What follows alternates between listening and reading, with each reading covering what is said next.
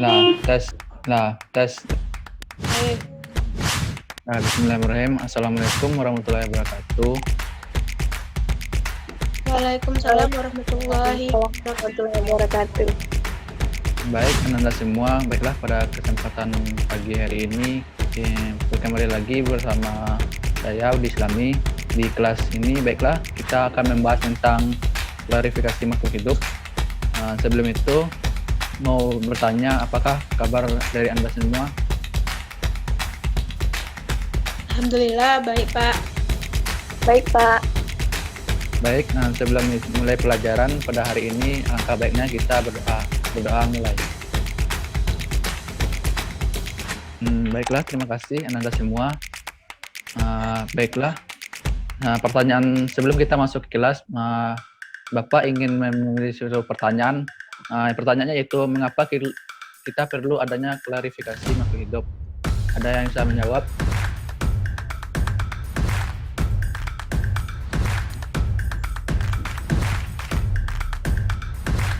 Saya Pak. Iya. Oke, Ria, kepada Ria dipersilakan. Baik. Klarifikasi makhluk hidup adalah suatu cara mengelompokkan makhluk hidup berdasarkan kesamaan ciri yang dimiliki. Jadi, klarifikasi ini memiliki tujuan yaitu untuk mempermudah, mengenali, membandingkan, dan mempelajari makhluk hidup. Baik, itu saja Pak. Baik, terima kasih kepada Ria. Jawabnya betul. Baiklah, langsung saja masuk ke materi kita pada hari ini tentang klarifikasi kompetisi dasar, yaitu kita harus memahami prosedur pengklarifikasian makhluk hidup sebagai ilmiah serta mengklarifikasikan berbagai makhluk hidup berdasarkan ciri yang diamati. Indikator-indikatornya, yang pertama itu menjelaskan tujuan dan manfaat klarifikasi makhluk hidup. Yang kedua yaitu menjelaskan berdasarkan klasifikasi makhluk hidup. Yang ketiga, menuliskan urutan taksonomi hewan dan tumbuhan.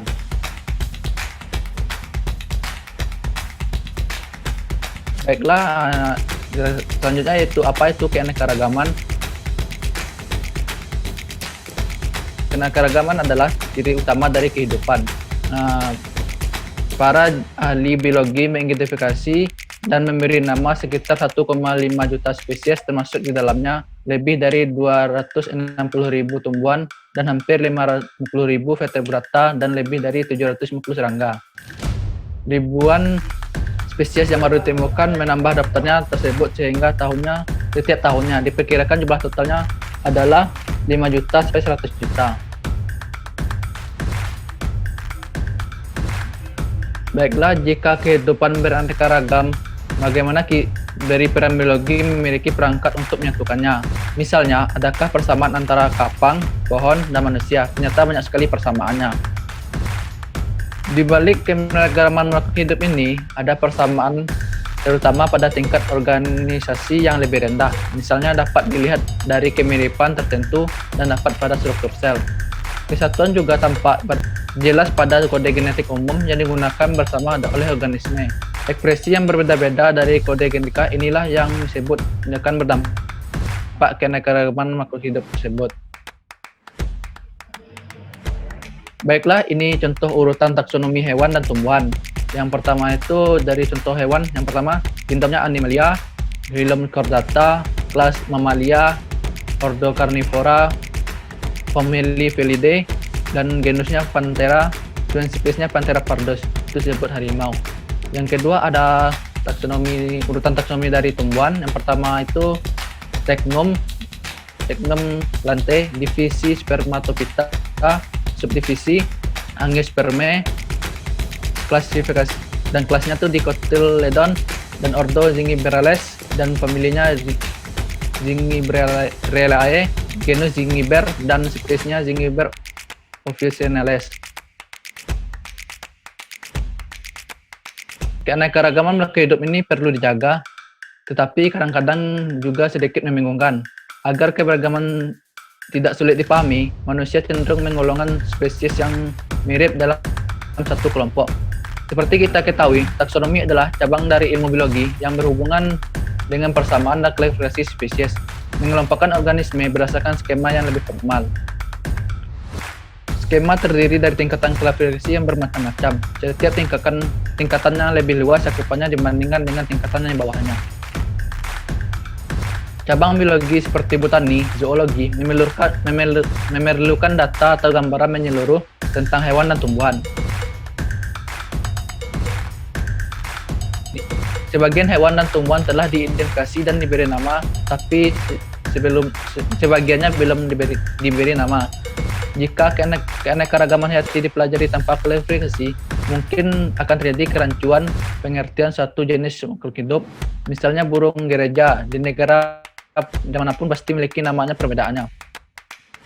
Untuk mempelajari makhluk hidup, kita perlunya dilakukan klarifikasi mengelompokkan guna untuk memperoleh gambaran yang lebih jelas dan lebih mudah. Kita jumpai di negara manapun jenis spesies hewan atau tumbuhan memiliki nama daerah-daerah yang berbeda. Bisa kita kasih contoh, yaitu yang contohnya pisang di Jawa Tengah disebut dengan gedang, di Jawa Barat disebut dengan cau, sedangkan gedang di Jawa Barat dimaksud adalah pepaya. Berikut Bapak ambil contoh dari nama burung gereja. Di Indonesia kan tersebut namanya burung gereja, di Belanda, Inggris, Amerika, Prancis, Spanyol, Jerman memiliki nama yang berbeda-beda. Di sini peran penting dari klarifikasi makhluk hidup untuk penyerataan nama dari spesies. Seperti kita ketahui, tujuan dari manfaat klarifikasi yang pertama itu untuk menyederhanakan objek studi pembelajaran makhluk hidup yang sangat beraneka ragam, sehingga akan lebih mudah dalam mempelajarinya. Adapun manfaatnya yang pertama itu untuk penelitian lebih lanjut, sehingga makhluk hidup yang dikenal melalui klarifikasi dapat dimanfaatkan. Selanjutnya perlunya kita mempelajari ini agar dapat juga melestarikan keanekaragaman hayati di masa mendatang. Dan terakhir yang tujuannya yaitu untuk mengetahui hubungan antara organisme satu dengan yang lainnya. Baiklah, itulah materi pada hari ini. Baiklah, dapat disimpulkan bahwasannya materi tentang klarifikasi makhluk hidup yang pertama itu bertujuan untuk pengelompokan jenis makhluk hidup. Kan di bumi ini terdapat sekali banyak spesies, yang mana spesies tersebut memiliki suatu persamaan dari jenis hidupnya atau tempat tinggalnya. Di sini peran klarifikasi ini untuk penyerataan sehingga makhluk hidup tersebut dapat digunakan satu nama. Muncullah materi dari Bapak. Selanjutnya, adakah tanya jawab dari kalian yang ingin bertanya? Dipersilahkan.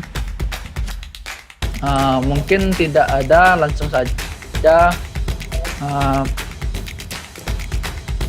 Ini kan tentang materi tentang klarifikasi makhluk hidup. Bapak kasih tugas yang pertama itu cari lagi bagaimana pentingnya dari tujuan klarifikasi makhluk hidup. Yang kedua itu jika tidak ada klarifikasi makhluk hidup, bagaimana akan dan apa saja dampak yang akan terjadi selanjutnya. Yang terakhir yaitu cobalah cari contoh satu spesies atau satu spesies hewan dan tumbuhan tentang klarifikasi makhluk hidup dari spesies kingdom sampai spesies akhirnya. Begitu pula dengan tumbuhan filum sampai spesies akhirnya.